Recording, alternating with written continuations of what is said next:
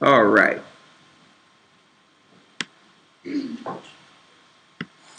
Today, brothers and sisters, we're going into a lesson, a very important lesson that have affected our society. I'm not just speaking of the black church. I'm speaking of the Christian church as a whole. And the name of this particular video will be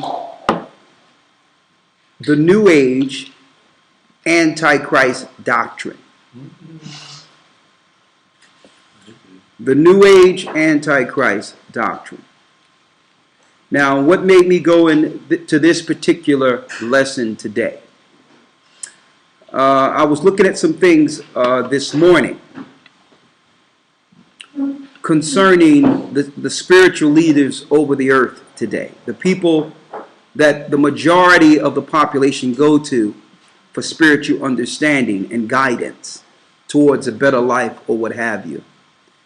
And I was amazed at the number of witches and warlocks and sorcerers that are at the apex of all religion, mainly starting with the Christian church. Now, I would like to make a disclaimer that there's a clear difference between what the Bible teaches and what some of the characters we will show you today teach.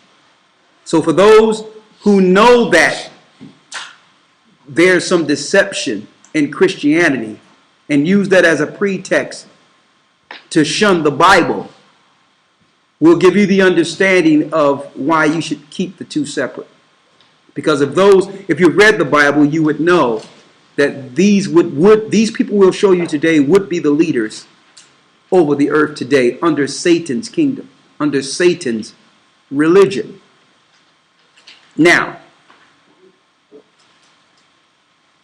personally, myself, and I'm going to start this off by identifying a few books that I know that growing up, your mother had, your sister had, your family had, and it was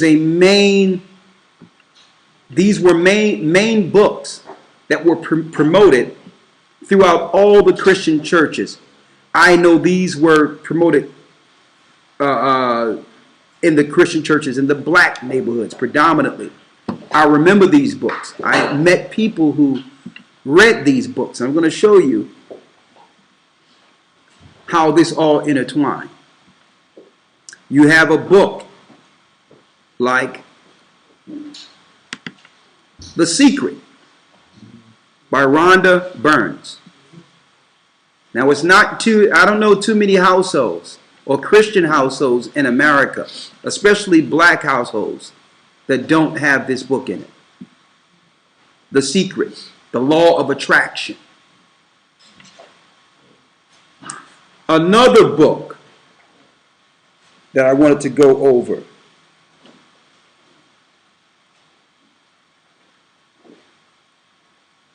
by this character here. Let me pull him up here. Where is he here? I have him in here somewhere. Well, I'm going to get his image in a moment. He's the guy that came up with the book, A Purpose-Driven Life. I don't know how many people out there that don't have this particular book, A Purpose-Driven Life. Let me get him here. Rick Warren is his name.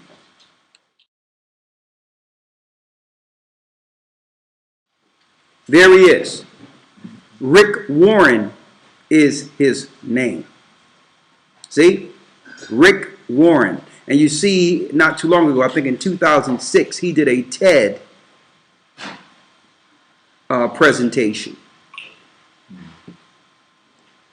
And you have to realize you must be rolling in the dough to do a TED presentation. That means a corporate impact. That means you have had a profound impact on society to the point where the whole earth need to hear what you have to say. Now, I don't think Christ would be at a TED presentation.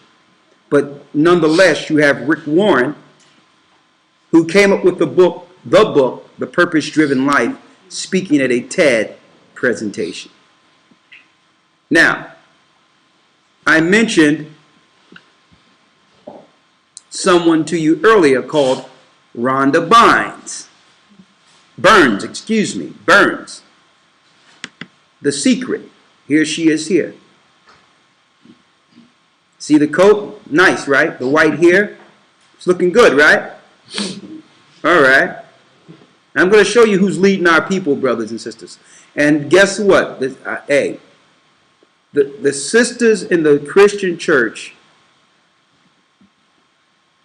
worship this woman as if she is the Christ herself, as far as their commitment in putting their finances towards Rhonda Burns' books.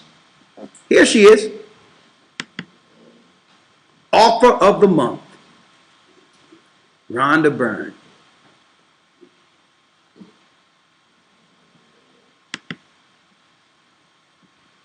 Who are we really looking at here?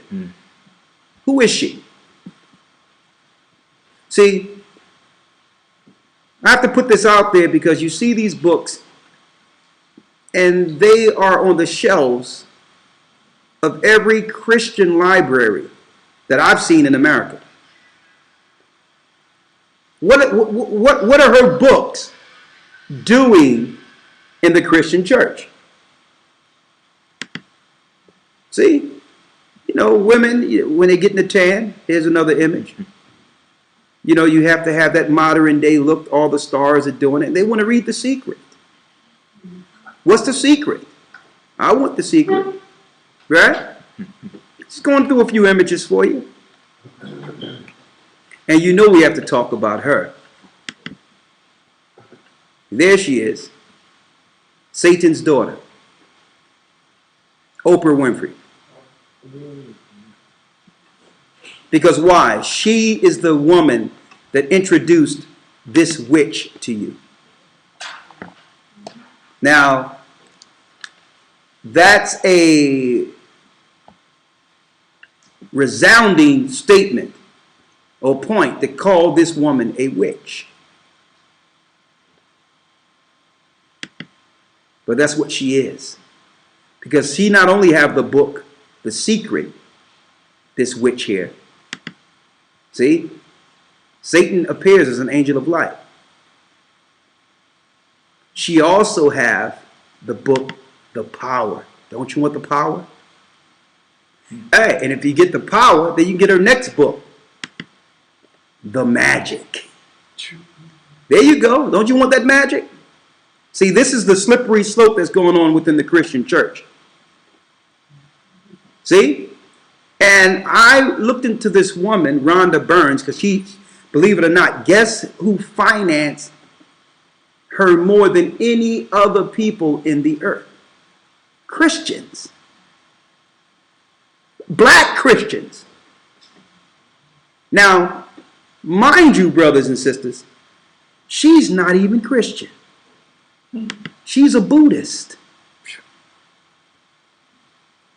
How are Buddhists becoming leaders in the Christian church?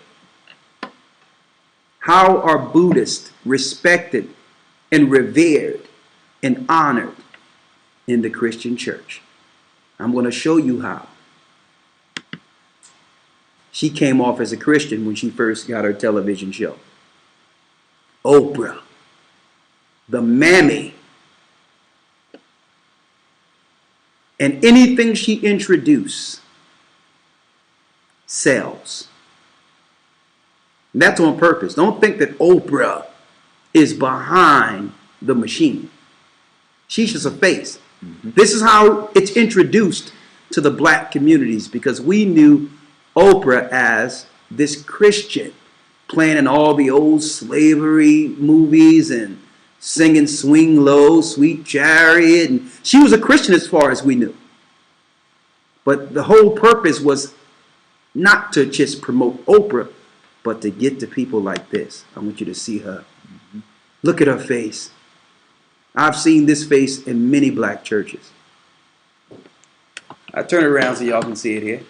Look at this. Oh, look at that.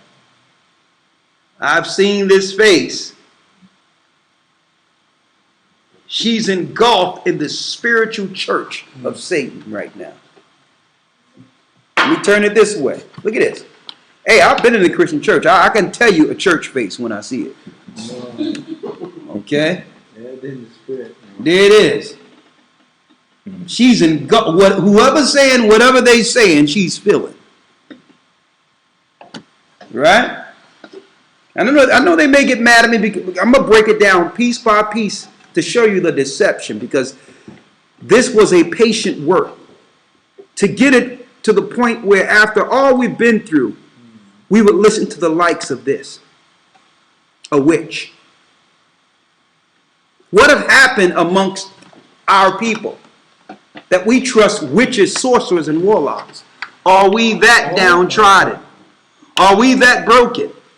Look at this. She's like she's about to just jump on a broom and just go somewhere. Look at this. She's a witch. Now, and guess what? I'm not saying anything that this woman wouldn't admit herself. Okay? What Christian would come out with a book called The Magic? She's a witch. Now, for those who look to equate the Bible with this sorcery and this newfound religion we see in the earth today, let's go to the Bible to show you how the Bible totally strikes witches like this down. Go to Exodus 22 and 18. Exodus 22 and 18 and Deuteronomy 18 and 10. And when I say witch, we also are speaking of the witch's apprentice, Oprah. Our people have been deceived. What they will tell you is that these principles that you learn through this new age philosophy is really the same principles of Christ, but they're just giving you some in-depth details that you couldn't get by reading the Bible. See, that's the deception.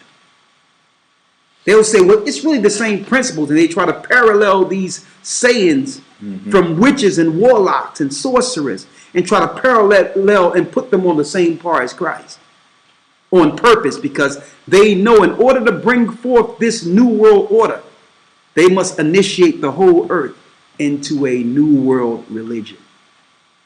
And you're going to find it's not new world at all. This is an ancient philosophy that they're now bringing to the forefront. What does the Most High say about witches? Deuteronomy, Salakia, Exodus. Now, mind you, Exodus 22 and 18. Now, mind you, brothers and sisters, that we're reading out of the law here on the Sabbath. So what I'm reading here to you today, brothers and sisters, out of the law, was normally read on the Sabbaths when we were in place, when we were in our land on the Sabbaths. We would all come together and have a constant reminder on how to operate amongst our society to keep a righteous society before we fell. So that means someone couldn't come to me with some smooth marketing ploy to move me out of my belief, my core belief and understanding of the law. Let's go to Exodus 22 and 18. Let's read that. Book of Exodus, chapter 22, verse 18. Go ahead. Thou shalt not suffer a witch to live. The Bible tells us in the Old Testament that we were not to suffer a witch to live. That means it doesn't matter if she's related to you, whether or not you care for her. It says suffer, that means to bear her, to make an excuse for people so that they can actually deal with their sorcery against the Most High's people. We not only suffer a witch to live, we promote and reverence witches in our society. Now, if this was in Israel, the ancient Israel, there would be no books called The Secret or the magic. Because we had in the Old Testament a law for this, in which you walk her up to a mountain, push her, and roll rocks on her.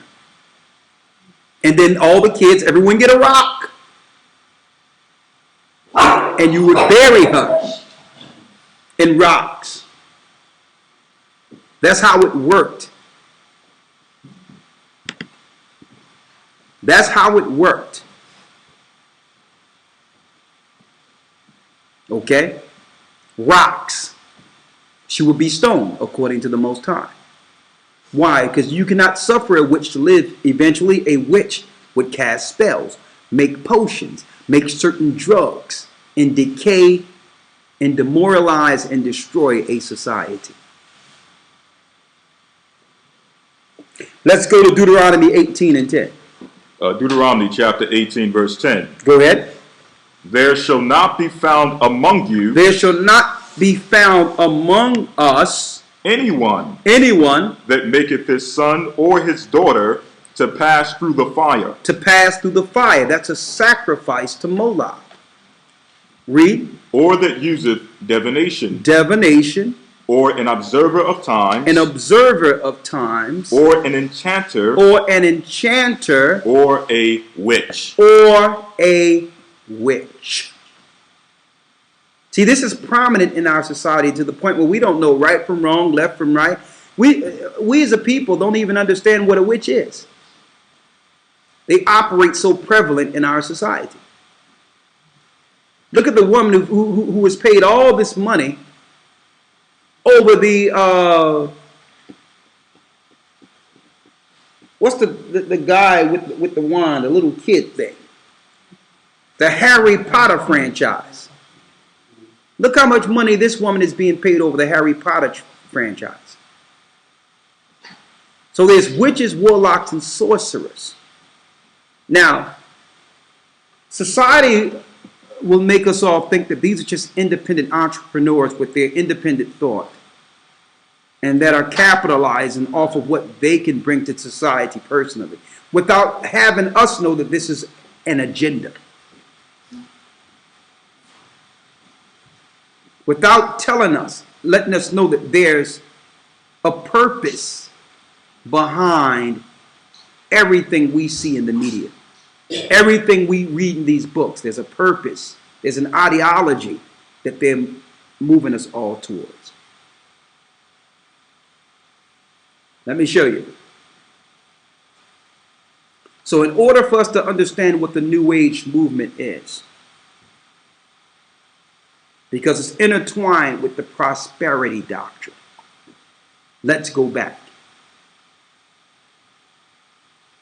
I'm going to share my screen with you, lawyer. I want you to read this for me, please. Fine. All right.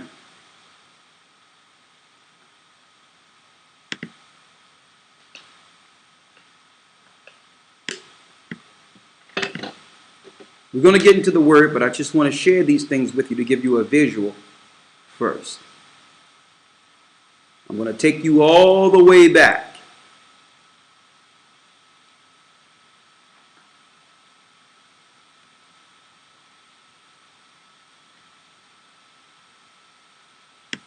All right. I'm sharing my screen with you brothers and sisters. And on the screen, you see a guy by the name of Phineas Parkhurst Quimby. Okay? Now, mind you, this guy is Jewish. Right? There was something before him.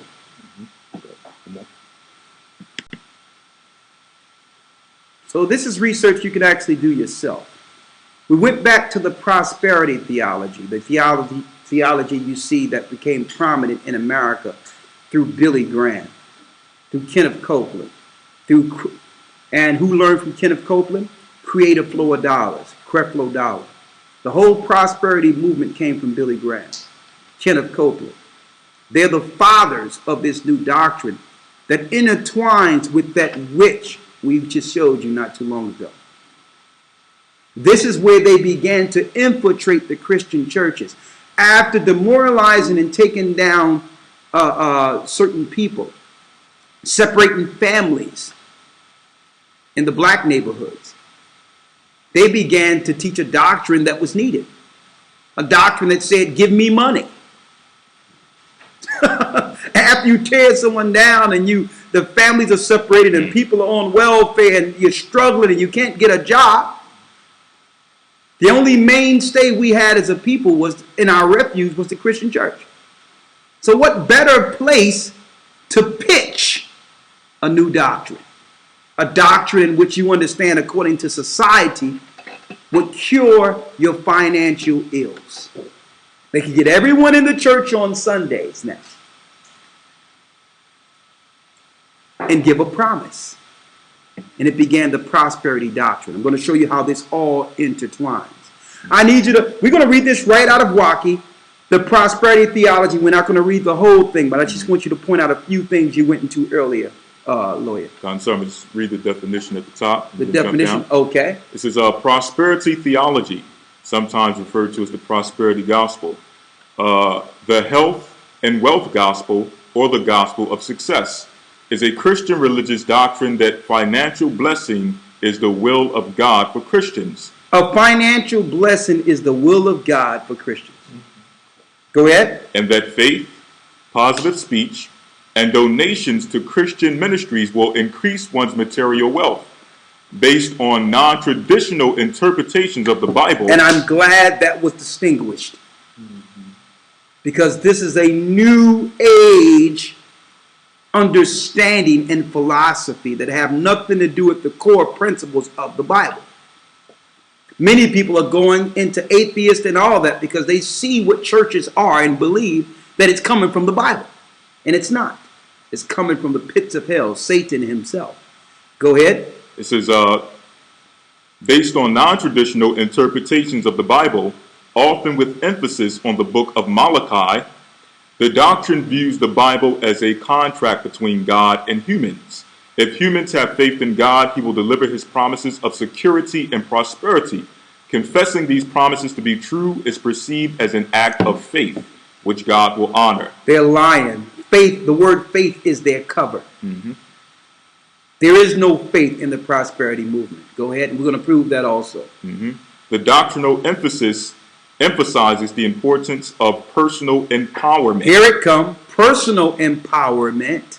Proposing that it is God's will for his people to be happy. I'm going to jump down to the history. I want you to check out this personal empowerment, though, because that's what they're teaching through the New Age movement. It's not about moving together as a nation, as a society, as a people under one God.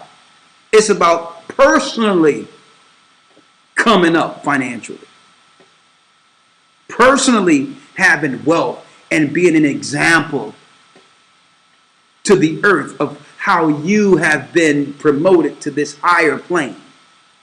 That was that's an ancient promise from the garden. We're going to go there again. The Garden of Eden. We're going to go there. Keep on going, Lloyd. I'm going to jump down to the history, the third paragraph. Go ahead. It says it was during the healing revivals of the 1950s. It was during the healing revivals of the 1950s, because in the 1950s were the times where they would have people come out for healing. And then you would pay the pastor. It was no preaching, no nothing going on. This guy, they would have the choir going and this guy touching people and they falling out. That started in the 1950s. No coincidence. No coincidence. At the same time that the government was ramping up their polio vaccines that was getting the majority of the population sick. Right? So now they're making people sick. You need a healing now. So that was the movement in the 50s. Read. It says it was during the healing revivals of the 1950s that prosperity theology first came to prominence in the United States. Although commentators have linked the origins of its theology to the New Thought movement. To the what? To the New Thought movement. To the New Thought movement. New Age, New Thought. Read. Which began in the 1800s. And that leads us to what? Let's go to that New Thought movement. The New Thought movement is a spiritual movement which developed in the United States in the 19th century following the teachings of Phineas Quimby. The three major organizations within the New Thought movement today are Religious Science, Unity Church, and the Church of Divine Science, with an estimated number of 1.5 million adherents. In the United States, between them, Go ahead. there are numerous smaller groups, most of which are incorporated in the International New Thought Alliance. Now check out what it says here, though. Although New Thought is neither monolithic nor doctrinaire, in general, modern day adherents of New Thought believe that God or infinite intelligence is supreme, universal, and everlasting. That divinity dwells within each person. That all people are spiritual beings. That the highest spiritual principle is loving one another unconditionally and teaching the healing of one another. That our mental states are carried forward into manifestation and become our experience in daily living. Now, on the surface, brothers and sisters, that doesn't sound too bad, does it? But you have to realize or understand what God they're speaking of when it talks of infinite intelligence. It's speaking of the enlightened one, the God of this earth, Lucifer. Now I'm going to get into the meat of this, but let's get this one guy real quick. What's his name again? Go ahead. The New Thought movement originated in the early 19th century and survives to the current day in the form of loosely allied group of religious denominators, authors, philosophers. Hold up, there it is. Loosely allied group of religious denominations. Authors, philosophers, and individuals who share a set of beliefs concerning metaphysics, positive thinking, the law of attraction. Oh, you thought the law of attraction secret came from what? Rhonda Burns, didn't you? See that? And she's a Buddhist. The law of attraction, the secret. What else? Healing, life force, creative visualization. Go ahead. And personal power. And personal power. So they done move the understanding of the gospel of Christ into an individual thought religion, a self-empowerment religion that's now being taught throughout the earth through the Church of Oprah Winfrey. She's just a proxy in this whole thing. Let's not focus on Oprah here, because she's just the bridge they use for black people to cross over. Okay? She's just the bridge. Because we knew that philosophy was Luciferian. But they use Oprah to bridge the gap between Satanism, between what the newfound Christianity and the New Age movement. Now, when I say this is an ancient philosophy, let's go back to the beginning. Let's go to the book of Genesis to show you what the New Age movement and the New Age churches teach, what they promise you, what the overall objective is of this religion, and what they promise you will receive. Let's go back to Genesis. Genesis chapter 3, verse 1. What did the serpent promise Eve? Adam. Read. Now the serpent was more subtle than any beast of the field. The serpent was more subtle than any beast of the field, which the Most High Power had made. And he said unto the woman, Yea, hath God said, Ye shall not eat of every tree of the garden? Now, mind you, the serpent didn't come to Adam, brothers and sisters. Why? Because Adam was the head. The Most High told Adam what to do and what not to do. So he could not deceive Adam. But he was able to go to Eve on a technicality, knowing that if he can deceive her through Adam's love for her, it could mean his fall. So usually the serpent can come in, brothers and sisters, when we're not together, when we're not operating together. This is not blaming the woman. This is just an example of two people being on one accord and not letting anything in between. That's the example, because while men are working, while they're absent, whatever the case is, the serpent comes in. The serpent begins to operate. And what does he promise? Listen to this clearly. Verse And mind you, it's no coincidence that they used Oprah Winfrey, someone that women would respect and honor, powerful, and don't believe that she got all this money and power that they claiming on Forbes and all this. All right? These are just characters created for you to believe that you can one day become Oprah. They only need one Oprah. So all that promising you to be where Oprah is, no. That was a price, her soul. But they only need one of her. Okay? And I'm putting that out there because this is the introduction of how they have our sisters look at the TV. And look at Oprah and say, well, she seemed fine to me. Nothing is happening to her. And her life is prospering. It seems like she's only positive. But you don't see what happens when the cameras are off, when the lights turn down, when the makeup is off. You don't see that this woman's life is a living hell.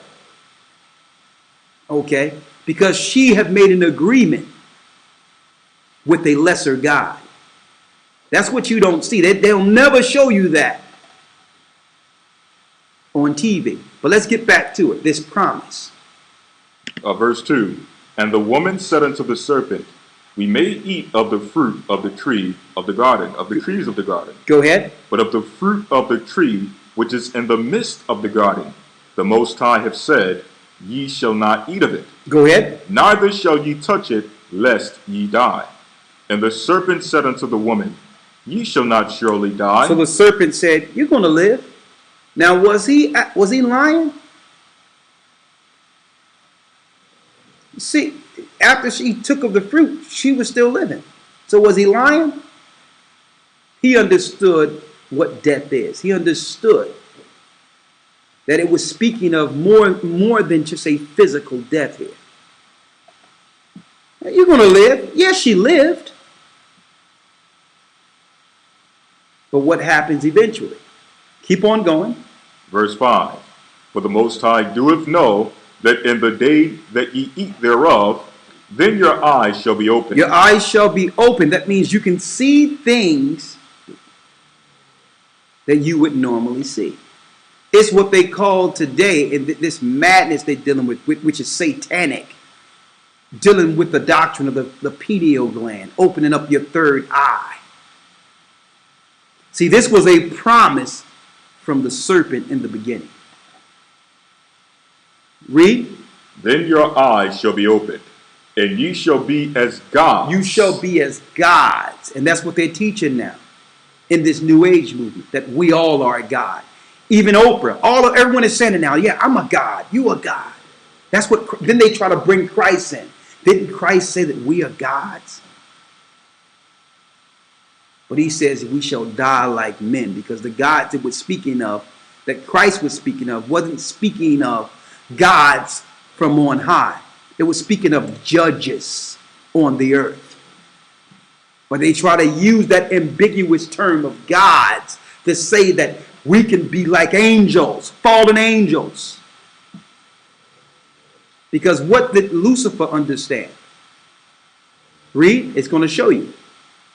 For God doeth know in the day that ye eat thereof, then your eyes shall be opened. Your eyes shall be opened. And ye shall be as gods. You shall be as gods. Knowing good and evil. Knowing good and evil.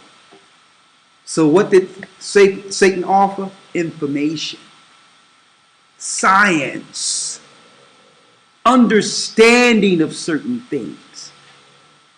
Now, eventually, through the power of the Most High, at the end of this, we receive it all anyway. But it's receiving that promise to get an edge over other people. See, and that's what he was promising Eve. See?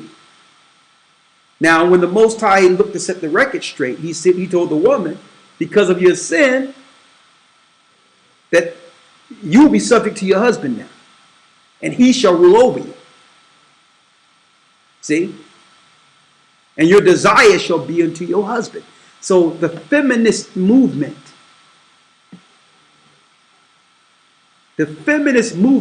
is the breaking of that order the Most High looked to put back in place, because they went to the woman first. And I'm saying this because this is what I understand, that the houses are broken now. Our society is broken where the women by default must leave the households now. So they focused on the woman understanding the shift, that it will be the woman dictating the households and the mindsets of those that the children who would be raised in her household. So let me show you here. You will all be able to see it. So that's why they went the feminist way. And look, that's Rihanna, brothers and sisters. Look what's in her hand. It's the book The Magic by Rhonda Burns. I'm sorry you all can't see the images, but it's Rihanna with the book The Magic by the same woman that came up with The Secret. See that? I want you to check this out, because a lot of you don't have no time to really put all this together and see that they're playing us. They're playing you in these Christian churches. They're playing you. The whole earth is being initiated into worshiping the fallen one. This is no new age movement, brothers and sisters. This is an ancient movement that's now come to light. The world is ready to accept it now. Let's get in Corinthians, where it says that he appears as an angel of light in Corinthians 11. No marvel. 14. Yeah, 14. Yeah. 2 Corinthians. Yeah. You have it? Mm-hmm. 2 Corinthians chapter 11, verse 14. Yes. And I'll start at 13. For such are false apostles. When it says such are false apostles, it's speaking of people like Kenneth Copeland. It's speaking of people like T.D. Jakes. It's speaking of people like Creator Flow Adalas. Because what these people do, apostles set up churches. And I'm going to show you how diabolical these churches are. How can you have a mega church when we realize that coming up, churches used to be communal? Okay? They used to be communal, which means you go to a church in your area.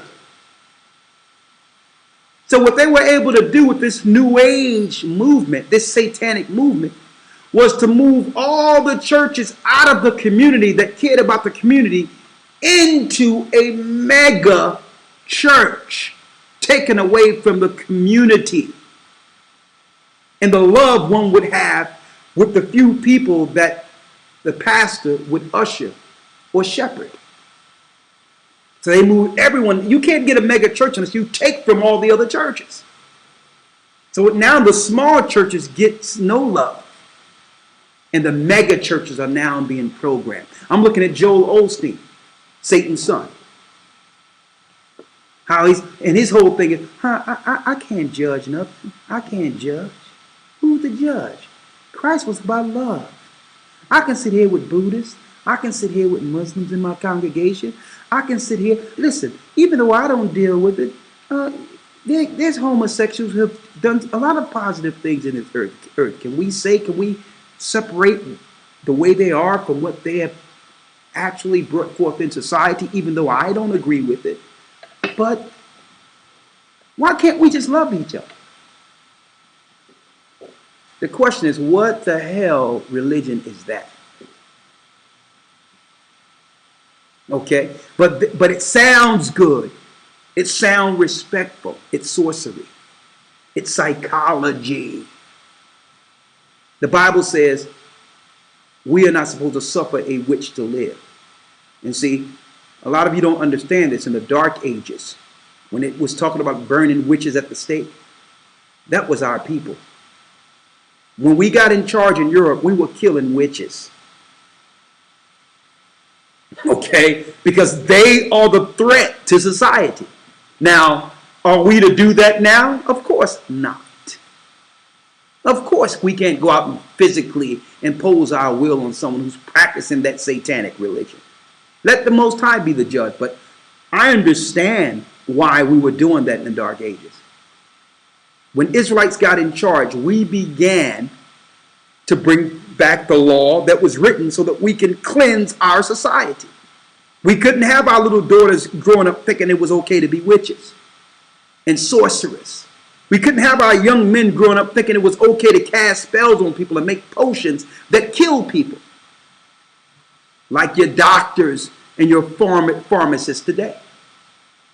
So if you were doing something with your potions and all that and your magic and your psychology, the Most High had a law in which we would burn witches at the stake. We would kill them. That was us during the Dark Ages. It was us ruling Europe. We weren't having it. But what I'm showing you here, read that again. 2 Corinthians chapter 11, verse 13. For such are false apostles. Read, false apostles. Deceitful workers. They're deceitful workers. And here's their deceit. Transforming themselves into the apostles of Christ. They have made everyone believe that they were down with Christ. That was the deception. And then the Christians say, okay, well, I can relate to, because you're not reading the Bible. So you don't know how to weigh what you're seeing here, because they're coming off smiling. And it seems like good people. They're serving food downstairs. They got a food drive. Everything seems above water. Read. Deceitful workers transforming themselves into the apostles of Christ. Go ahead. 14. And no marvel. And no marvel. For Satan himself is transformed into an angel of light. He have transformed himself into Christ, brothers and sisters. He's the angel of light. He's the enlightened one. He's the one that everyone should go to for spirituality, for faith, to understand what love is, for self-empowerment. Read. Therefore it is no great thing if his ministers also be transformed as the ministers of righteousness. So the ministers of Satan will also be looked at today as the ministers of righteousness. All society now are going to Satanists to get to the Most High God. They're going to Satanists. Now there's more. Finish reading what you have there. Therefore it is no great thing if its ministers also be transformed as the ministers of righteousness, whose end shall be according to their works. Whose end shall be according to their works. Now when I say it started way back at the beginning, where Satan offered power, self-empowerment to be like gods, like it's being taught in these New Age churches now. It started way back when. But then during the 1500s, you have what? Ignatius Loyola, a dark knight of the Catholic Church. Here he is. We taught about him last week in the academy. Him and Francisco Rivera coming up with a new Left Behind doctrine that's false concerning Christ's doctrine. These are Satanists. So in the 1500s, the Christians looked to take over, take down a black man named King James, and bring forth a New Age philosophy in which they would water down the Bible.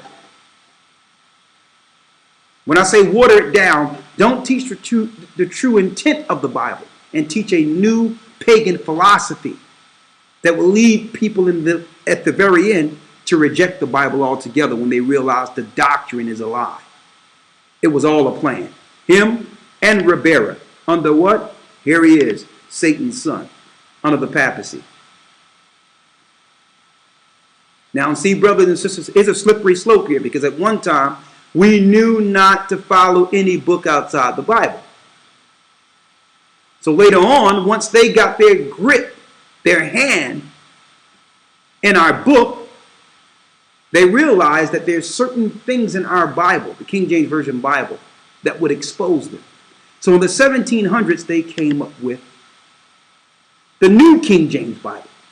They had the Jehovah's Witnesses come out with the New International Version, or whatever they're dealing with. They started watering down the truth concerning the Bible and giving us a new Bible. And there's no coincidence that in all black churches that I've seen, you cannot find a King James Version Bible. The NIV was published by the same publishers that published the Luciferian Bible. So they needed to take the Bible out of the churches before the children of Israel, which are our people, begin to wake up. This is how they led everyone down into a new age. Now they gave you a book that says the Bible, and it's not the Bible. Right? Then the 80s, they came up with new.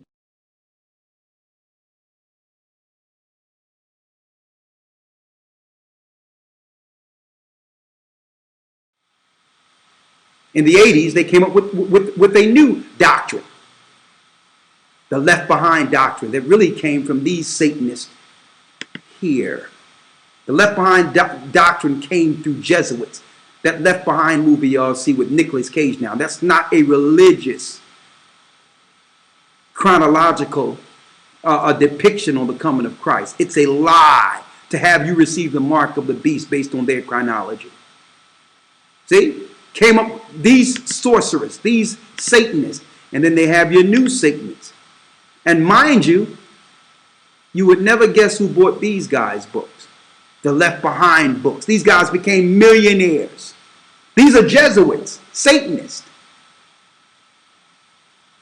Look at them. They're Satanists and got paid to continue a Left Behind lie. Now, why are we showing you this? I want you to see all this. Because the church, let me tell you, the Christian church is not the Christian church. And I come to find out that the Christian churches in America and in the Western world were never churches of the Most High. We began to make our own spirituality in America during the time of slavery. Okay? That's what makes our worship so different than every other church you see. Because we brought our worships and the way we were congregating and all that from Africa. When we understood we were Hebrews. It wasn't until later that they seen us coming together, and they initiated under what you call Uncle Tom, a pastor, to move us into this New Age movement and new philosophy. That's where you get the Uncle Tom from. He was an actual pastor who was utilized to initiate us into this. We weren't a part of this before. So I'm trying to give you a little history, brothers and sisters, because the majority of your churches are not really churches of the Most High. And it was one time we didn't get some understanding from a book and use a book outside the Bible to understand the Bible.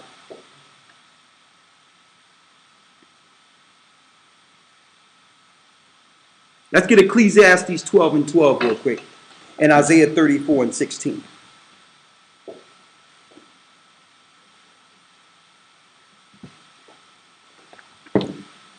And I'm putting this out there, brothers and sisters, because I know some people, they're not going to let these books go. Why?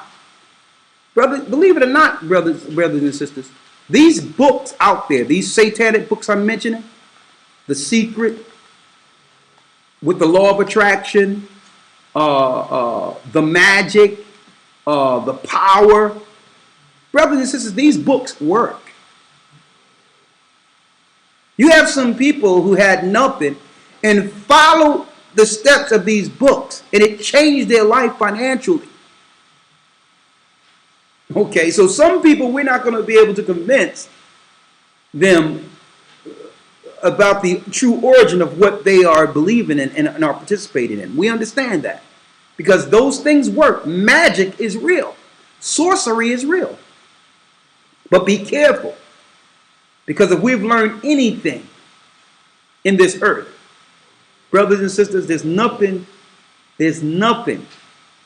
we receive. There's nothing that you can receive in this world without a price. That's the part of the prosperity gospel they're not telling you. Yes, you're going to receive something, but what you giving up? Okay, that's the piece they're not telling you. Let's read what we should be reading, the core content. Read that. Ecclesiastes chapter 12, verse 12. And further by these, my son, be admonished. Of making many books, there is no end. The Bible says be admonished, which means be corrected for making of many books, because there is no end. Anyone can come up with a thought and write a book.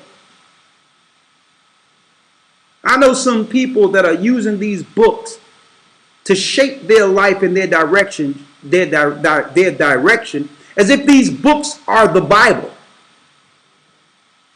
And once they read this book, because it helped them, it moves them to go purchase the next book. And that's why this woman right here becomes what? This Satanist right here. Where is she? This witch. That's why women like this becomes author of the month. Rhonda Byrne. The Secret. You get that book, you get the next level of Satanism. The power. And then you get the next level. You want to be able to wield that power? Let me give you the magic. We're looking at Lucifer's daughter here. Look at her. She's a child of the devil. Okay, let me put this out. Let me just put that out there. Right? Be admonished of making of many books, there is no end. Read. And much study is a weariness of the flesh. Read on. 13. Let us hear the conclusion of the whole matter. Go ahead. Fear God and keep his commandments, for this is the whole duty of man. Fear God and keep his commandments, for this is the whole duty of man. Now, if you fear the Most High and keep his commandments, he's going to fulfill his promise until he comes. His promise is, through food, shelter, and raiment, be there with content. Okay, that means if you got a roof over your head, you had a meal today, okay, with food, shelter, and you got some clothes on your back, you're already blessed.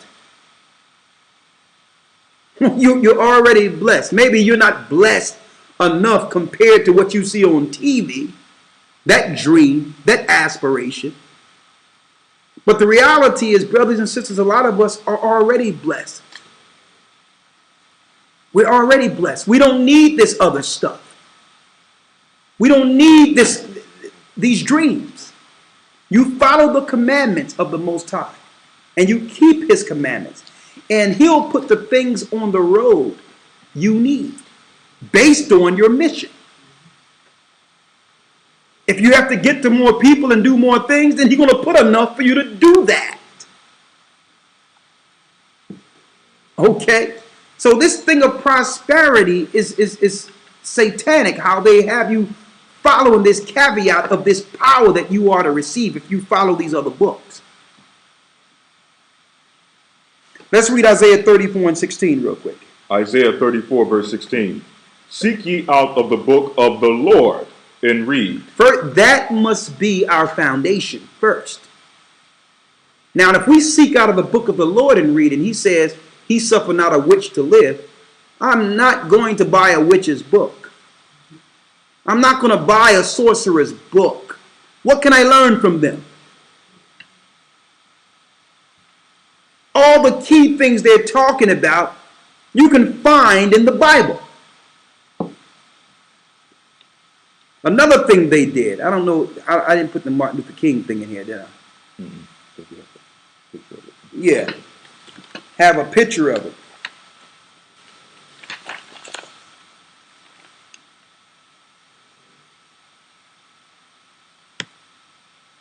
Yeah, here it is. Here. One moment.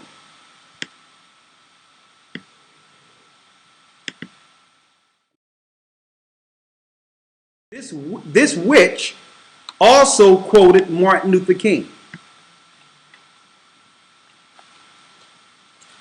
You see how they use everything to try to bridge the gap so that we can follow their mess? She quotes Martin Luther King. Whether affects one directly affects all indirectly. I can never be what I thought to be until you are what you ought to be. That is the what? That is the what? Look at that. It says, whatever affects one directly affects all indirectly. I can never be what I ought to be until you are what you ought to be. This is the interrelated structure of reality. Martin Luther King Jr. Now, she quotes Martin Luther King in one of her books. But the key thing is she says, you don't have to be a Buddhist to be a Buddha. Now, check it out. You see how they bridging the gap between a respected Christian pastor who's revered in the United States and Buddhists? They're telling you that it's all really the same religion. The New Age movement is really bringing the true intent for the Christian's future. Because it's all ancient Babylonian, it's all ancient Satanist religion. Christ says, many shall come in my name, saying, I am Christ, and shall deceive many. So Christianity is now accepting the Buddhist thought because it was all together under paganism before there was any such man named as Christ. See? I hope we're getting somewhere here. Be it modest to make it of many books, there is no end. So you're going to have philosophers. They're going to use Martin Luther King. They're going to make you believe that you can relate to them in some way, shape, or fashion. And I don't understand how sisters are buying this. Okay? And I want to just aim towards the sisters because I don't know no brothers going inside a bookstore saying, I need a purpose-driven life. Or I need the secret. Okay, that's why I'm pointing out sisters. Well, I'm like, when I seen that book and I seen sisters reading, I'm like, you know what? We are in trouble. Hey, they reading some more mess to get us to come at us. And that's what they be doing. They reading this stuff, and now stuff is moving around in the house and things are changing. And I'm like, yo, put down this book. The only thing that's changed is these books she's buying. They're asking you questions she never asked you before. And you like, listen, we're going to read this Bible. Let's read this Bible because burn that book. You got a witch living in your house in that book, guiding you. Because it's not just speaking of her. The books say things like, you have to reassess everything. You have to reassess what's in your life. Because sometimes everything is fine and women have moods. Men have moods. And you're going through one of your moods and now you read the book and you're going through one of your moods and like, you know what? I need to reassess a few things around here.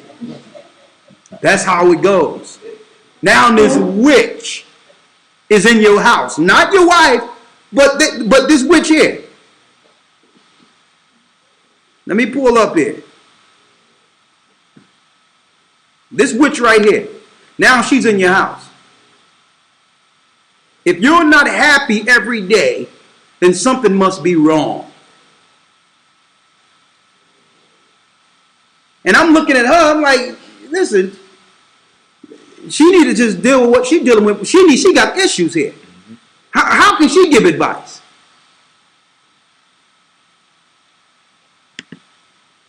But that's how it works, brothers and sisters.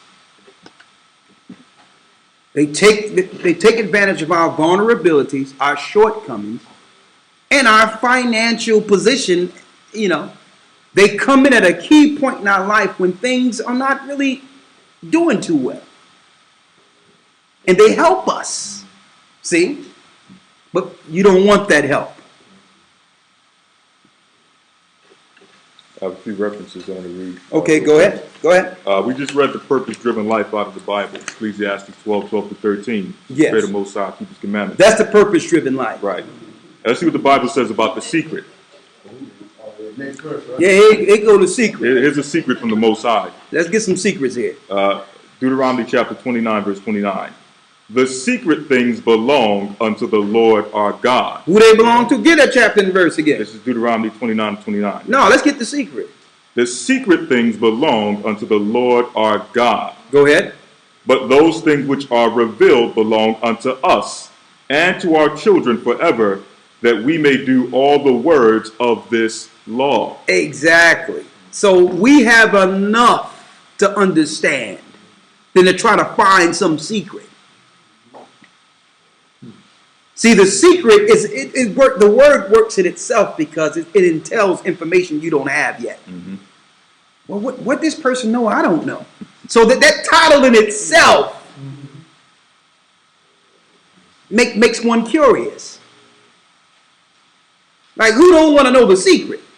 You know, I'm just making an example how somebody say something to you and they stop it halfway. Mm-hmm. Well, I can't say nothing to you. Like, yo. Why you say it then? Mm-hmm. No, you promise you ain't gonna tell nobody. That's how it goes. Because everybody want to know. Okay, this guy knows some stuff. Mm. So that's how they get you the secret,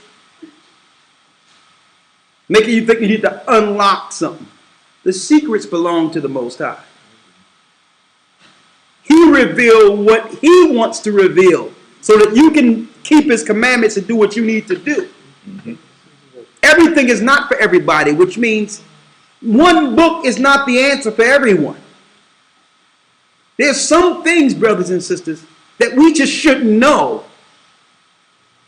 That's the truth. There's certain things that should stay secret. Okay? Then they show this woman's life on Lifestyles of Rich and Famous. They give her books of the month and all these things, and everyone is looking at. She's premiered on Oprah 5-6 times, and you wonder, well, how did this work for her? You know how she's able to do all these things and look so rich and be so rich? She done took your money with the book, The Secret, and they sitting there, oh, she's reaching her thought pattern. Oh my goodness, no. She got your money. And you never tie those things in. These sorcerers are serious. They are serious. And I want to put it out there. Because every now, I notice because the Most High give us the inspiration to be pastors, teachers, and preachers. But it's a shame because everyone that's aspiring to actually serve the Most High now must follow this new age way of doing it, or you're not accepted. Everyone is reading these books to try to become the next Kenneth Copeland or Creative Flow of Dollars or T.D. Jakes. You don't even want to serve the Most High how the disciples were serving it and how Christ was doing it. You want to become these new age power speakers. And that's not the way. One other thing, let's get into this money real quick. I want to get into this money before we answer a few questions. And guess what? If Rihanna got the secret, if she got the magic, what sister don't want to have the magic? And I'm looking at it, I'm like, this is a shame because this sister was once a beautiful sister. She had some innocence with her. And now, what is she promoted as? A witch, a harlot. She got the secret, though. She got the magic.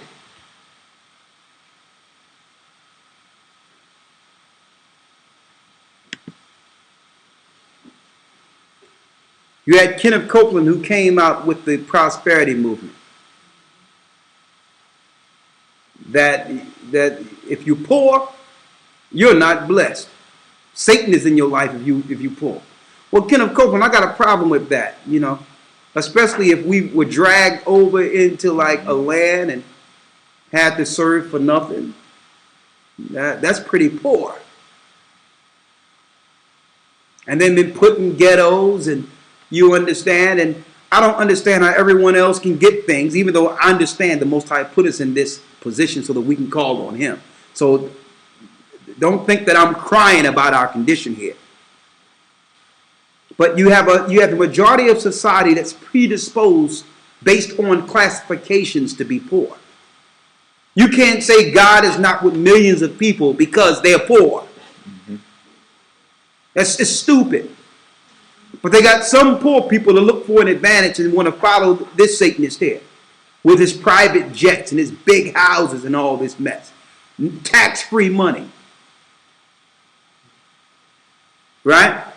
So you know he had to have him a black apprentice. There you go. This guy changed his name to create a flow of dollars. That's what Creflo is. That's not his name. And his wife's name is not Taffy either. This guy named himself Create a Flow of Dollars. Here we go now. And you wonder why so many people in this earth are now turning into atheist teachers.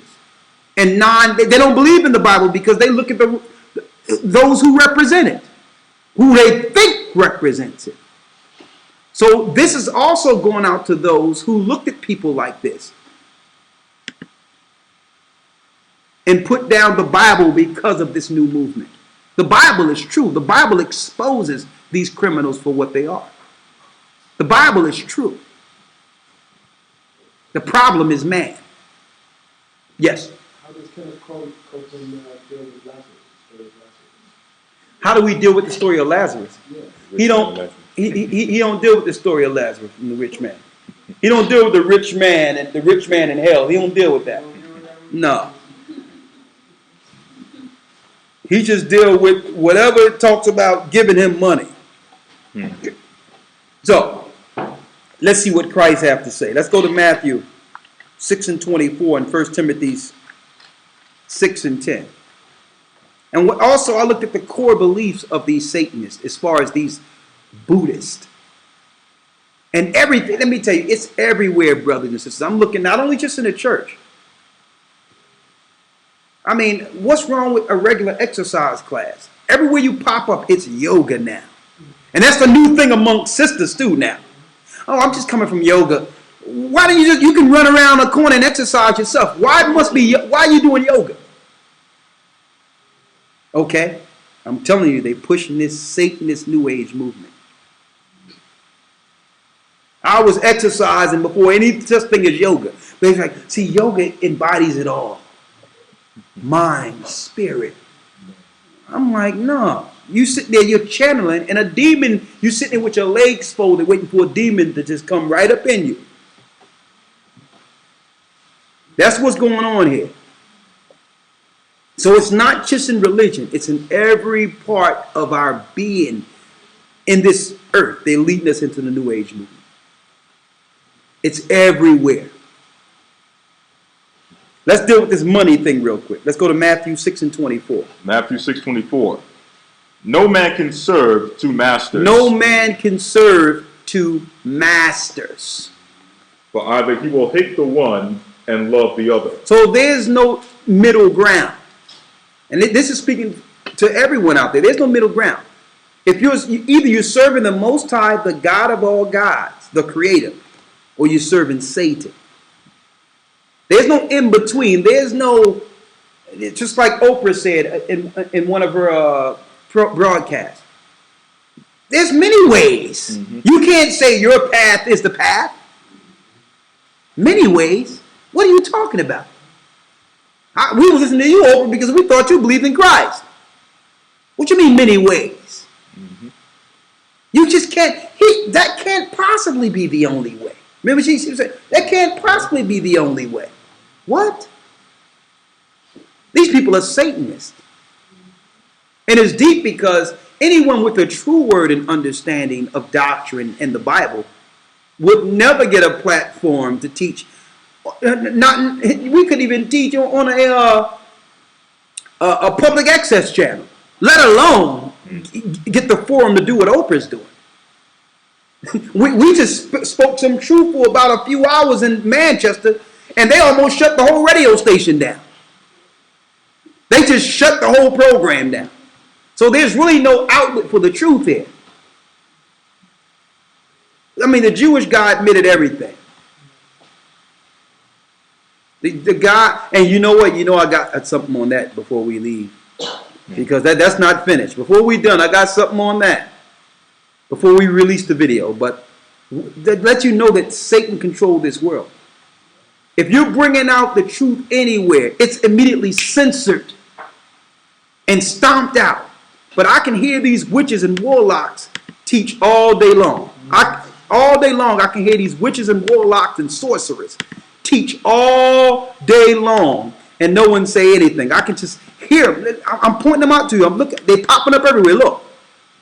Look at them. See? I can see these guys every place. Every place.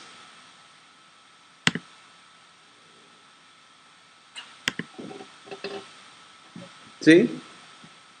The reality is, brothers and sisters, there's only one God.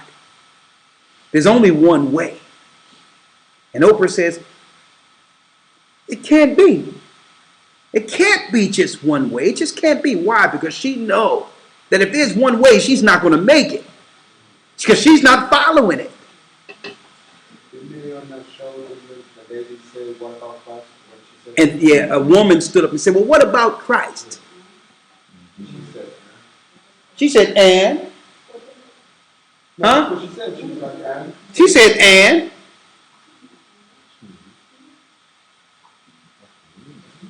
And it's deep because I'm looking at the demographic of people that made Oprah. The majority of these people were black Christians. Somewhere she switched over her thing into something else. It was black people that were supporting her that got her on her feet. And this woman stood up and says, what about Christ? What are you talking about? Because she's a Christian in Oprah's audience. So if she knew that you wasn't following Christ, so people were deceived. And the way they do it is to say, well, these principles have been to the earth for many years, and people like Christ actually brought forth these principles. Well, if Christ brought forth these principles, why do we need to hear anything else then? Why can't we just read the Bible and follow Christ? What you have that Christ can't give us? Those questions are never asked. Will Buddha have these core principles? Will Buddha also have satanic principles? Speaking of reincarnation and people coming back as plants and fish, and should I believe that too? Satan wants us to believe that you have another shot so that you can waste the life you got. Okay? This is it. Hebrews 9:27 tells us it's appointed unto man once to die, then the judgment. If you waste your life, believe me, this is the only one you get. You don't get another shot. So that's the things they want. Buddhists and all those teachers, they're lying to you for your soul. There's only one God. And there's only one way to serve him. And it's to keep his commandments. Period. The commandments are contained in the book. The Most High is very simple with this. You look at the Bibles, see the do's and don'ts, and that's it. You do the things he say do, and don't do the things he say. The things he say don't do, you don't do those things. It's that simple. All the love and all the stuff that they're talking about, you can find in the Bible. You don't need a purpose-driven life. Okay, sometimes money can really reveal who you are and get you destroyed. Some people don't need a certain excess of money. So the Bible says, with food, shelter, and raiment, be there with content. Because let me tell you, money reveals everything in people. It reveals everything. If you see someone's different because they have money, or they operate in a certain way because they have money, that actually reveals what was in them. So money is not the answer. Finish reading that. No man can serve two masters. Go ahead. Either he will hate the one and love the other. That's the key thing. If you're not serving the Most High in this world, you're taught to hate him. There's no in between. If you are serving another God, you hate the Most High. If you are a Buddhist, you hate God, okay? If you are a Christian, a pagan Christian, and celebrating Christmas and Easter and all that, I know this is a hurt thing for you, but you hate God because God said don't do it. If you're eating pork, shrimp, crab, and lobster, the only way you can show the Most High you love him is to keep his commandments. Let's get that real quick in 1 John 5 and 3. See, we have a thwarted understanding of what love is too. God don't accept you for you. That don't exist. You're not that big. You're not that big and important that the God must shift all of his law and understanding to accept you. It doesn't work that way. We are supposed to understand what he requires, not be accepted for what we are. Get 1 John 5 and 3. 1 John 5 and 3. Read it. For this is the love of God, This is the love of God. that we keep his commandments. And that's why Christ told us. So when these New Age people deal with the principles of Christ, they don't understand what Christ was talking about. His love first started with the love of the Most High. Okay? That's the love. And keeping his commandments. Read that 1 John 5 and 3 again. For this is the love of God, This is the love of God, that we keep his commandments, that we keep his commandments, and his commandments are not grievous. and his commandments are not grievous, which means they are not hard to do. It's not hard to keep them. Unless we're rebellious, like the fallen. It's not hard. Thou shalt not do this. Don't do it. Period. The Most High have given us many choices and many things that we can do to experience life and love life. And the things he said don't do, just stay away from it. That's the love of the Most High. Not this, you must love me because this is how I was made and this is how I think. That's the New Age movement ideology. It doesn't work. You're worshiping Satan. That's why you hate God. You hate God. You hate God. Why? Because your thoughts are brought into judgment. Your sins are before you. So instead of us facing those sins, we hate the God that brought us law. See? So I'm just making some clear distinctions here. Read 1 John 2 and 4. 1 John chapter 2 verse 4. Read it.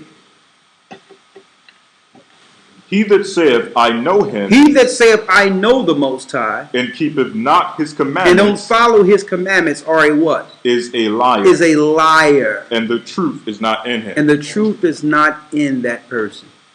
You can't say you love the Most High and you purposely break his commandments.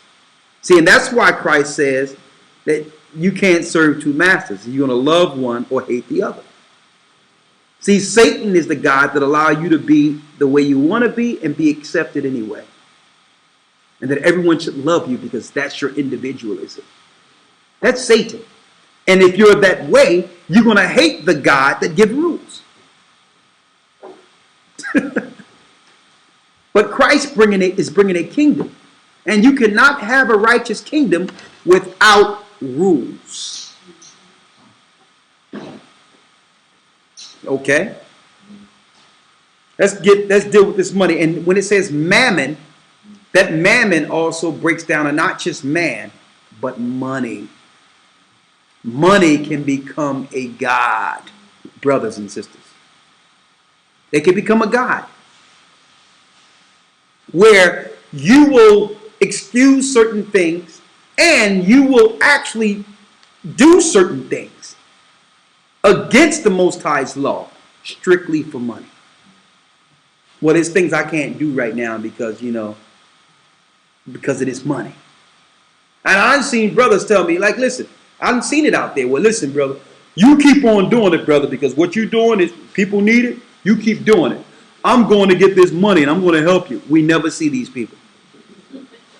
And I tell them before they go out to get the money,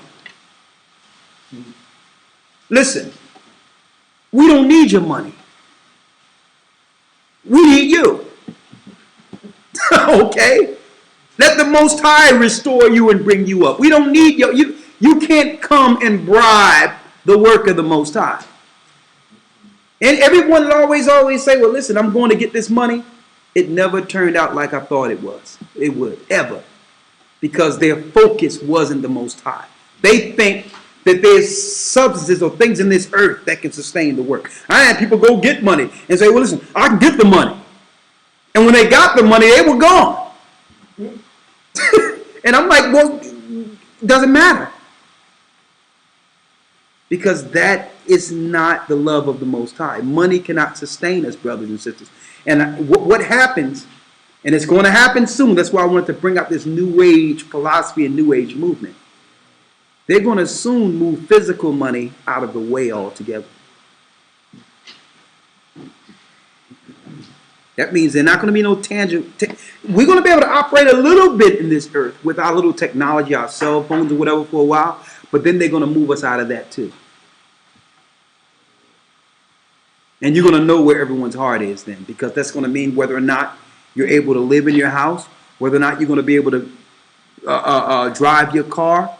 Everything is going to be predicated off of that. Whether or not you be homeless or your children not have food, then it's going to be known who's down with the Most High.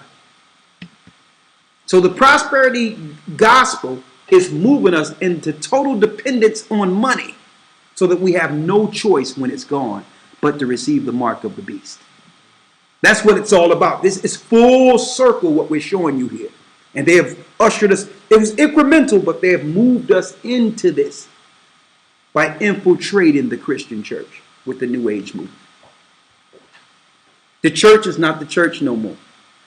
It's not the place we go for spirituality and guidance and connection to the Most High no more. Okay? It's not. It's done. It's been overran by sodomites, homosexuals, lesbians, cutthroats, robbers, pimps, killers. That's who control the sorcerers, witches, warlocks. And don't tell me that's not so. How many people I know in the Christian church, they on the subway, on the bus when they way to work, reading their horoscopes. Oh, I'm Libra. Man, see what's going on there for me today. That's witchcraft, brothers and sisters. Did you know that? That's sorcery. You want to know what the Most High have for you? You go into the Bible. Okay? Let's go. Let's deal with this money. 1 Timothy 6 and 10.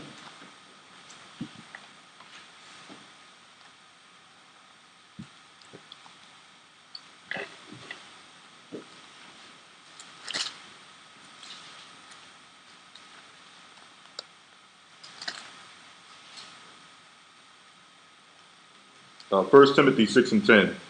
For the love of money is the root of all evil. Read it again. For the love of money is the root of all evil. For the love of money, brothers and sisters, is the root of all evil. What do the prosperity gospel teach us? The love of money. That's the root of all evil. And that's what it shows you. When you get money, it shows really what you are about to some degree. Because people that's down with the Most High, it makes no difference. It never does anything to them one way or the other. Okay? They were charitable and helpful and loving and everything they were when they were broke. It makes no difference. If you broke, if that's the mentality you operate in, that's the mentality you're going to operate in whether you have money or not. Same thing if you're rich or you have something. Because really, being rich have nothing to do with your financial status. Okay? It's the spirit. Doesn't have anything to do with your financial status. It's the spirit the Most High put in you. That's what make one rich. Not your classifications or your class based on the financial status of this world. Read it again. For the love of money is the root of all evil, Read. which while some coveted after, Because some people just covet after money. Oh, I'm going to sow a seed so I can receive a blessing.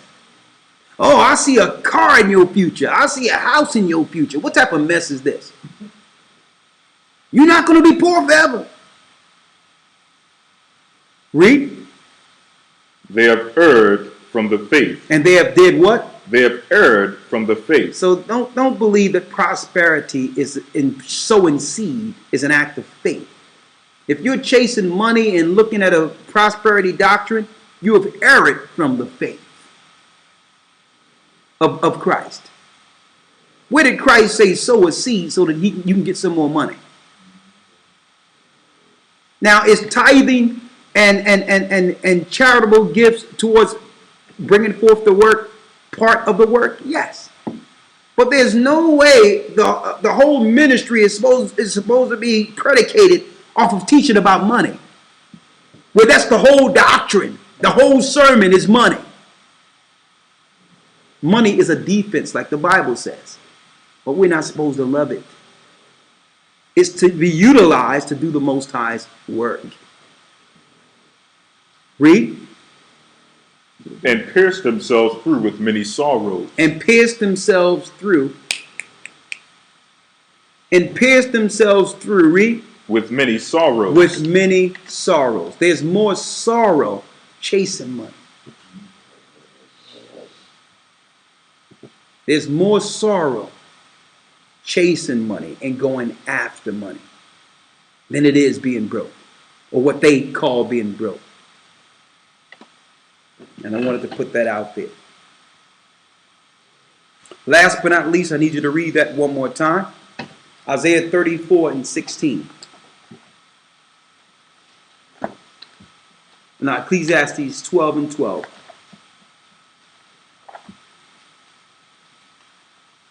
12:13. The conclusion of the matter. Ecclesiastes 12:13. Let us hear the conclusion of the whole matter. Fear the Most High and keep His commandments. The conclusion of the whole matter is for us to stay with the Bible.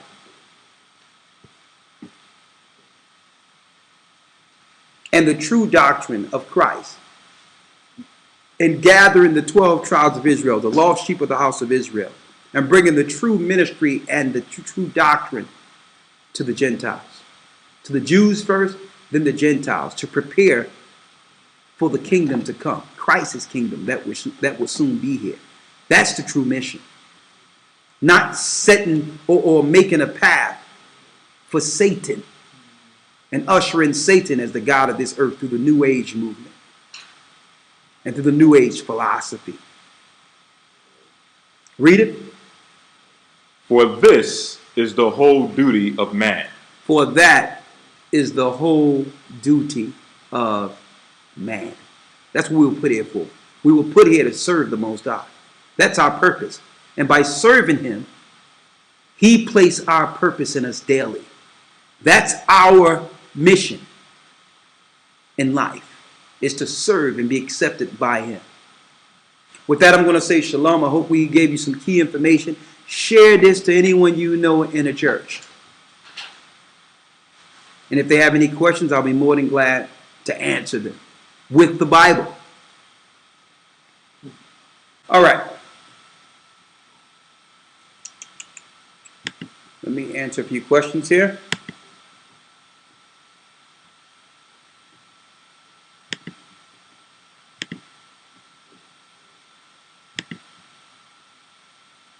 Okay, let me pause this. All right, Lord, I need your help here real quick. Let's get through these.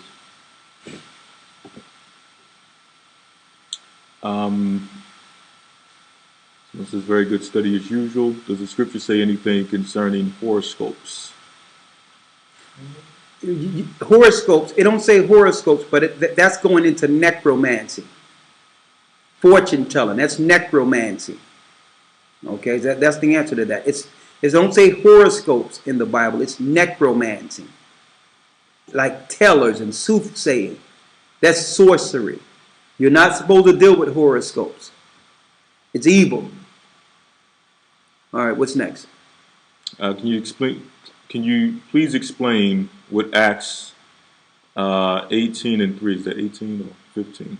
Acts 16 and 3, let's get there. Acts 16 and 3, where it says, took and circumcised him because of the Jews. Let's start at the first verse.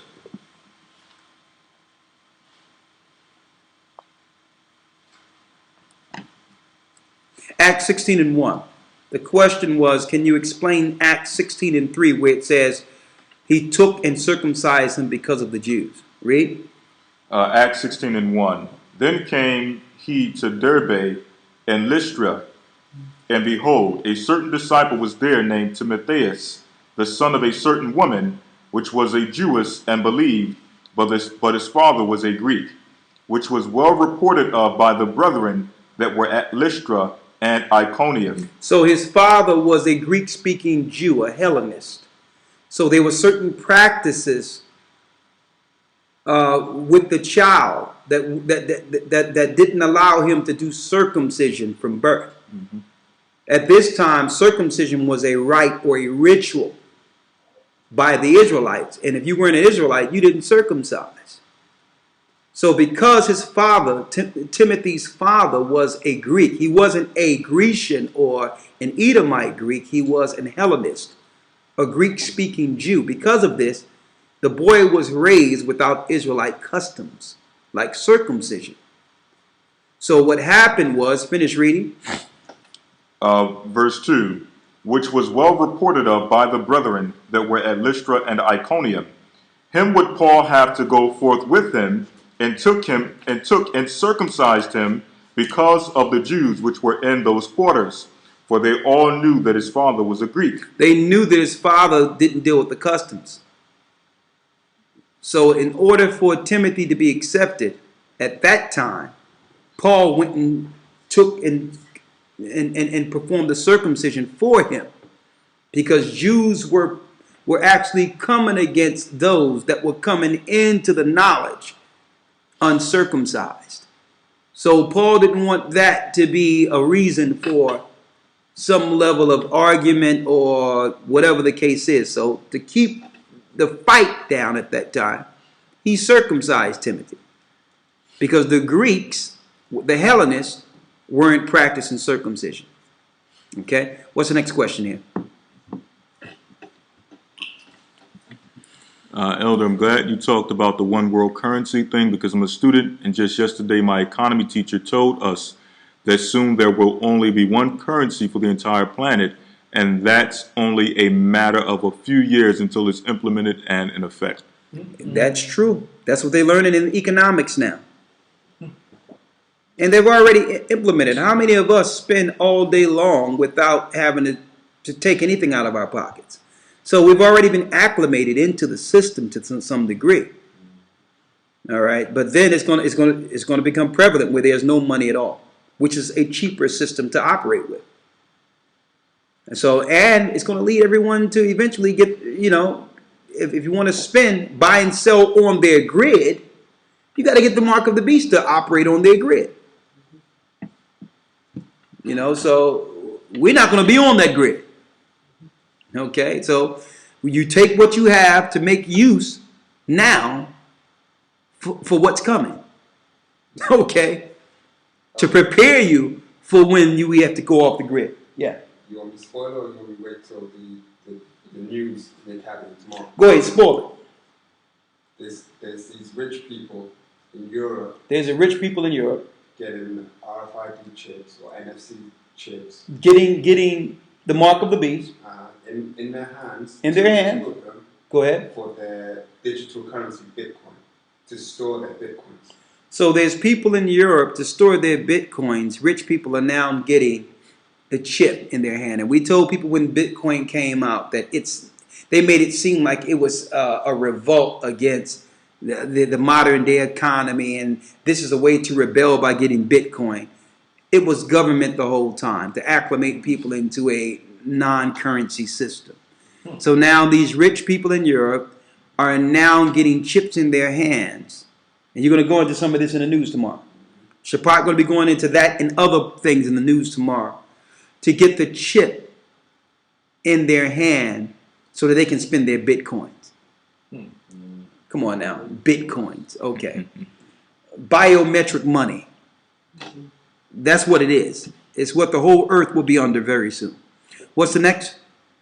It says, they teach you to keep the increase that God give you, but not to use that increase for alms and to do the work, but instead to keep it to feed the spirit of greed and for mammon. You're talking about the prosperity movement. They teach all types of mess up in there.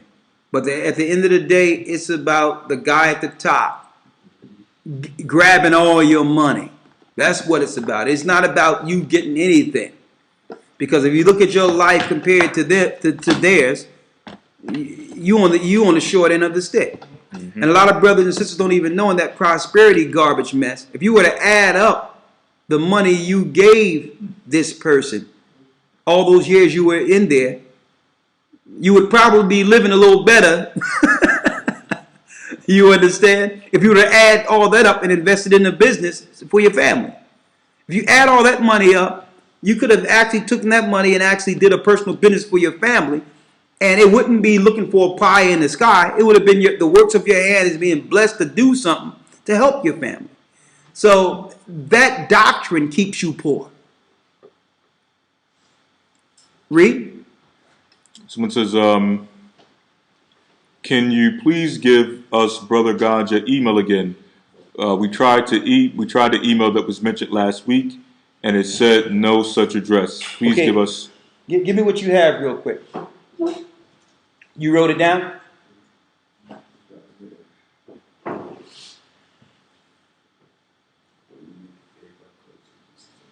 Thank you.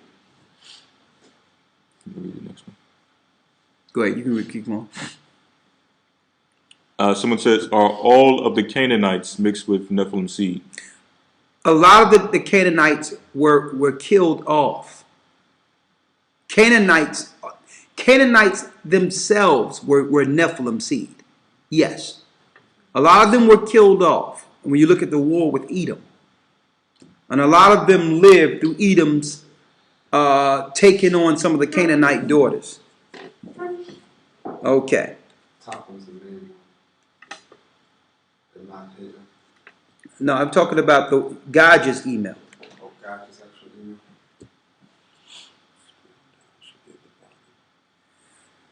Where?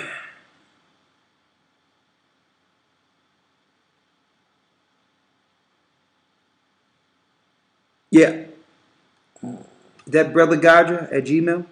Yeah. Why now? At Ymail, not Gmail. I have one for Gmail. Why it says Gmail? And so one, it says one is for public, one's for Mm. personal business. It's probably- Gmail's personal. Okay, so it's Ymail. Brother Gajah at Ymail.com. So this is what you need to do so we're not giving out all these email addresses. And plus we're going to do a shootout video to everyone on our email address, a blast. So that they can actually, help us with Gajah getting back on Peace FM and bringing some attention to him being blackballed. Because with the email and the petition, there's a petition that we want everyone to sign, an electric signature, so that we can actually bring some justice to this, so that we're not doing this on some we shall overcome vibe. The only reason we're doing this is to bring attention to it and use that platform so that brothers and sisters can now come together and keep that platform to teach our people in Manchester and throughout the world. All right. So you send an email to brothergouger@ymail.com, and he'll give you the directives for what you'll need to do from there. All right. What's next? Someone says, is Leviticus 19:5-8 a law against eating leftovers? Well, keep in mind, brothers and sisters, that when it comes to killing food, you're supposed to eat it the same day according to the law. But how many of us are following that law? When you go to your supermarket to get, unless you have something in your backyard working, there's a great chance that whatever you're eating in your house is from an animal that was killed a lot of days before you actually purchased it. So understand the grace of the law, because you can't practice that law. You understand? Now, you can eat leftovers. You're under grace. Back when we were dealing with the law, there was really no leftovers because we killed enough to eat for the family. And the food was spread out to the point where if you killed the chicken that day, there was no chicken left for tomorrow. All right, so exercise some grace. Don't get so over righteous to the point where you just sitting down, with some grass, eating grass, okay? What's next? I think you also have to take into account refrigeration and things of that nature. Exactly. We got refrigeration now. Yeah, you couldn't eat it because it was going bad anyway. For health reasons, with no refrigeration, what could you do? All right, what's next?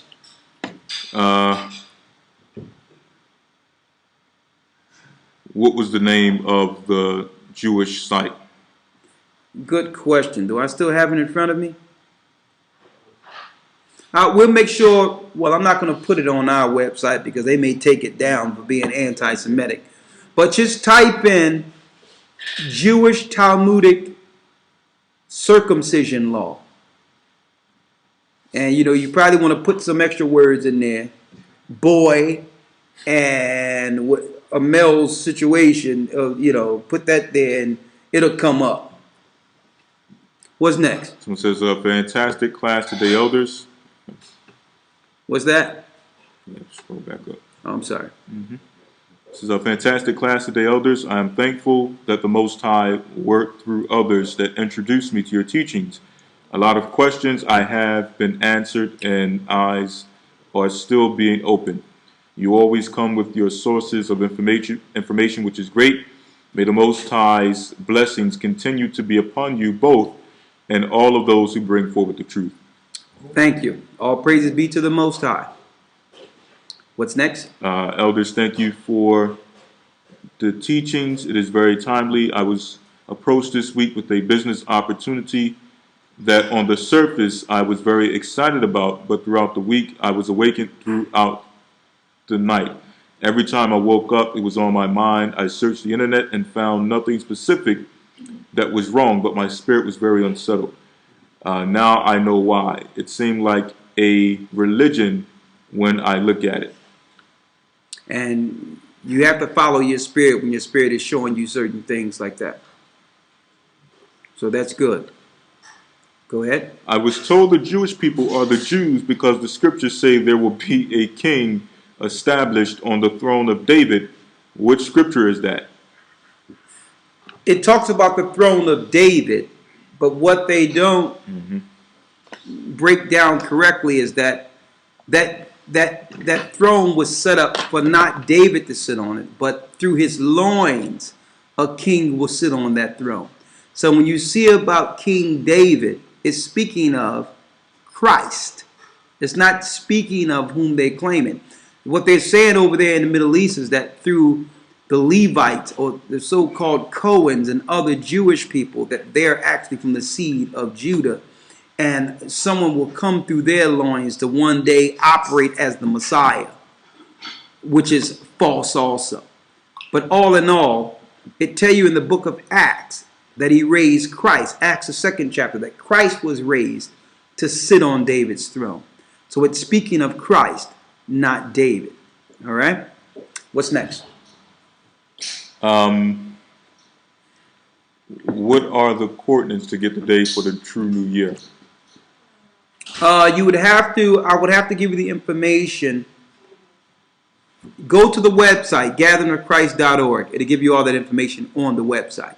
It's too lengthy for me to go over that in a question and answer segment. What's next? Someone says, I had a sister who wanted some clarification on Ezekiel 16 and 12 and wanted to know if that's a piercing and if head Jews that are not piercings are okay. And what is the link for the Talmud circumcision? Okay, go to Ezekiel 16 and 12.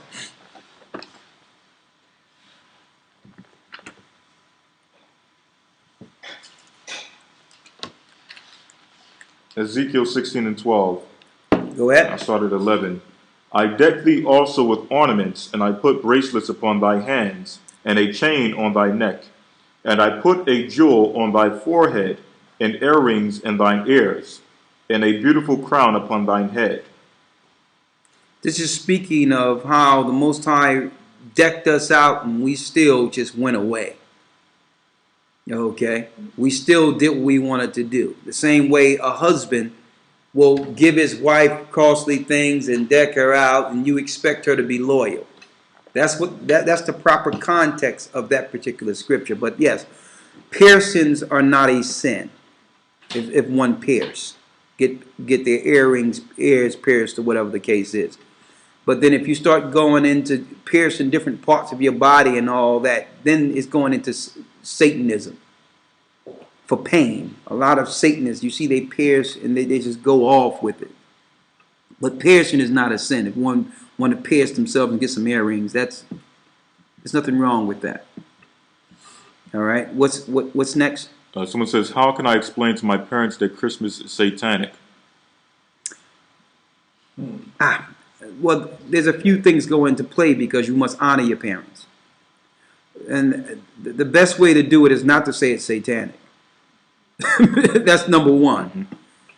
All right, because this is the only way they've been taught to show their love towards their family, and it's tradition. The best way to do it is to say,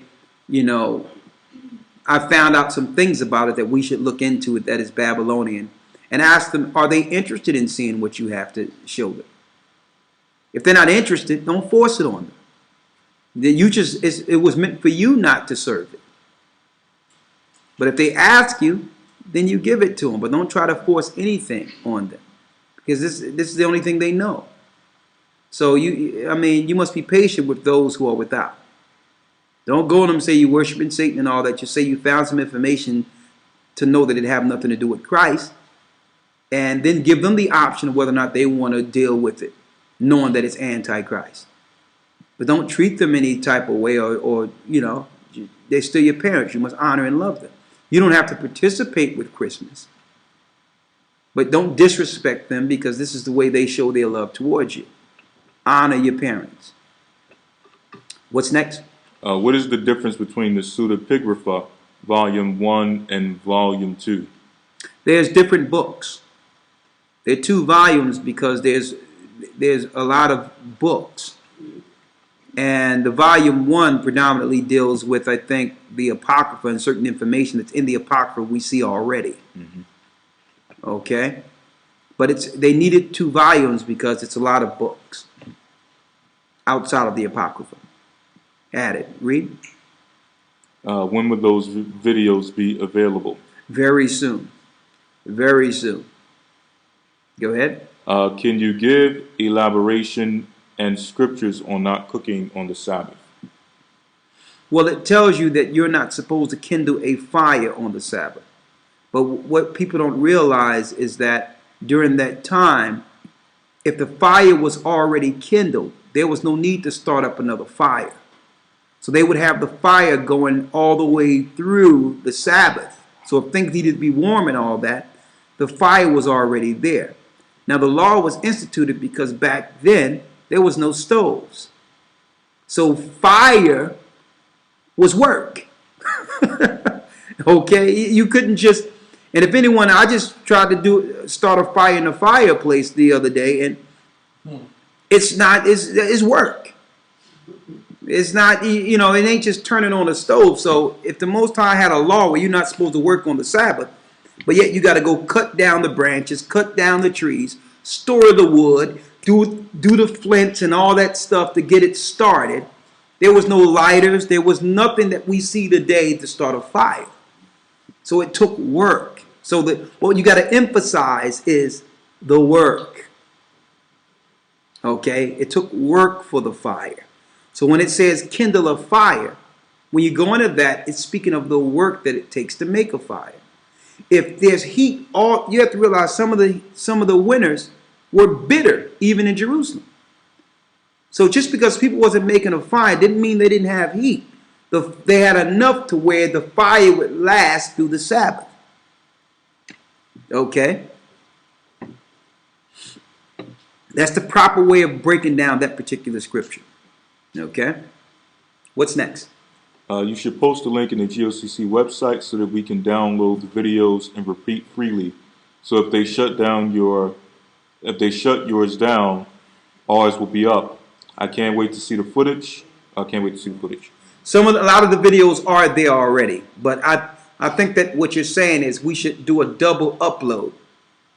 And see, the whole deal is we have to find an independent server or something where we can download them from a different place, because even though we have it linked to YouTube, if you take them off YouTube, they're going to disappear off of our link, off of our website too, because you can only embed them. Mm-hmm.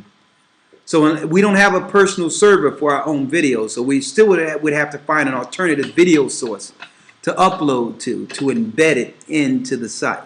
But those are good ideas, but we do have some videos on the site already.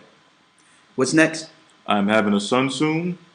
Knowing what I know, do I still have to have him circumcised? Yes.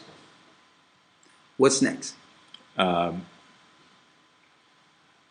next one, hi. In the beginning of the Bible, did Ahia allow cremation to take place? Cremation is a satanic Gentile ritual. The Bible tells us we are to honor our dead and bury them. That's in Scripture. We bury the dead. Okay? Because why? Because those same remains will be the remains that will materialize during the time of our change. Okay? So our change, our mortal bodies, and the material in them in the earth will be materialized.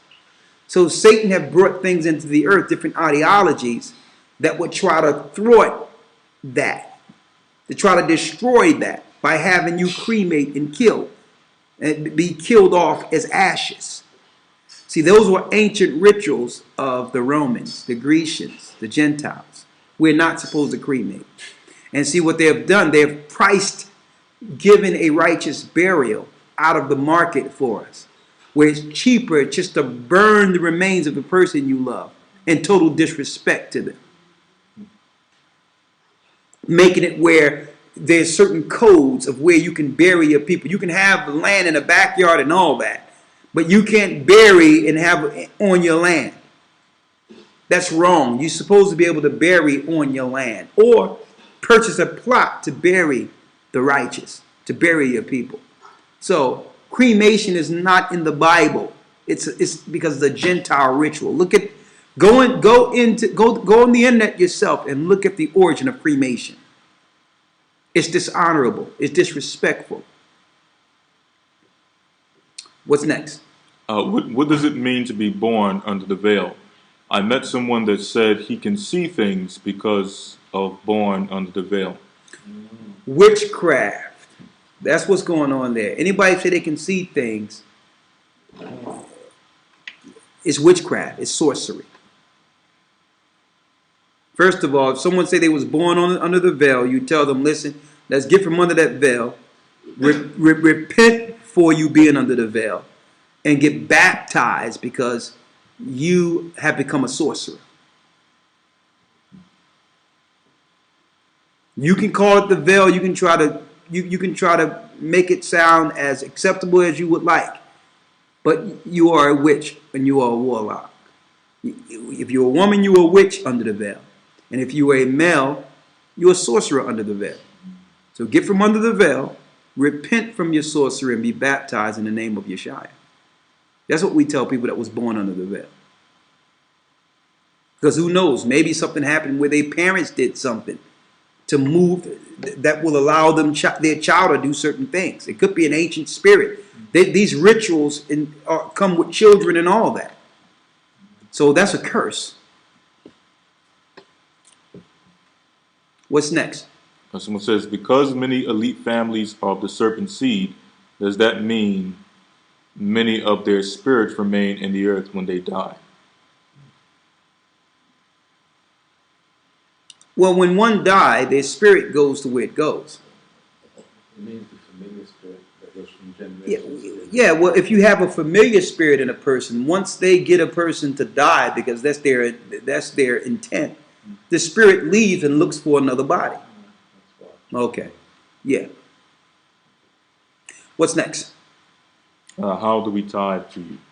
If you would like to tithe, and that's a good question, you can send an email, gathering as one, that's the number one at AOL.com, and we'll let you know how you can support, and it's a blessing. If you can help us, that's a blessing. That's a blessing. Excuse me. Gathering as one, the number one at AOL.com, and for those that would like to participate in the next academy, actually, which we're doing enrollments early so that we're not crunching. So if you're looking to get into the next academy, with more information is to come, send an email, gathering as one, the number one at AOL.com, and we'll let you know exactly how you can participate and enroll. What you got? What's next? Question. What is the understanding of Luke 16:9? Yes. And I say unto you, make to yourselves friends of mammon, of unrighteousness, that when ye fall, or that when ye fail, they may receive you into everlasting habitations. That's talking about being friends and being honorable with those who are without. You have friends of those that are doing pretty good, so that if something happens, they'll help you out. They'll look out for you. So what the scripture is saying is, instead of a friend, make not an enemy. And see, and that's the mistakes brothers are doing today. They're out there cursing people out, saying things they are not to say. And when the time comes when they do need help, people are going to close their doors to them. So that's what that's speaking of. That's the overall context of that. All right? Making friends and being respectful and honorable to each other, so that when something happens, you have somebody that the Most High will say, they'll remember you and say, you know what? You were a good person. I will share what I have with you. That's the righteous way of being.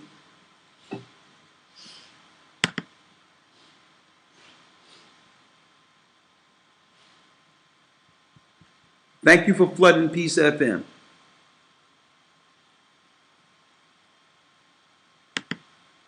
All right.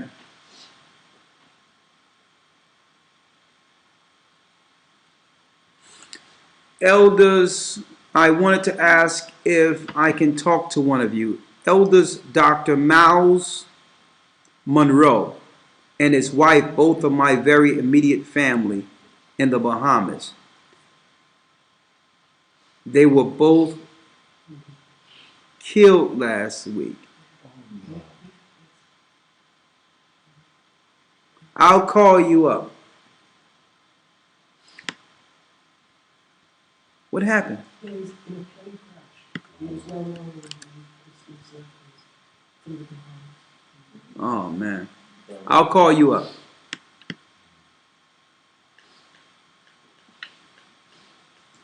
Someone asks, how do we prepare off the grid? By making preparation on the grid, which is keeping the Most High's commandments and linking with those of like minds. That's the key now. With that, we're going to say shalom. That's the end of our